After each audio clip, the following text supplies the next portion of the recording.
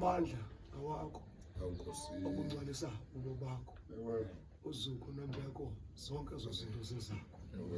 Sibuyisela le nkonzo kuwe akuthi ke ngoko ufefela Nkosi Yesu Kristu uthando egqithe konke ukuqonda kodwa nomoya engcwele uhlale uphumule phezu kwabantwana bakho ngoku nakona phakathi kanaphakathi. Amen.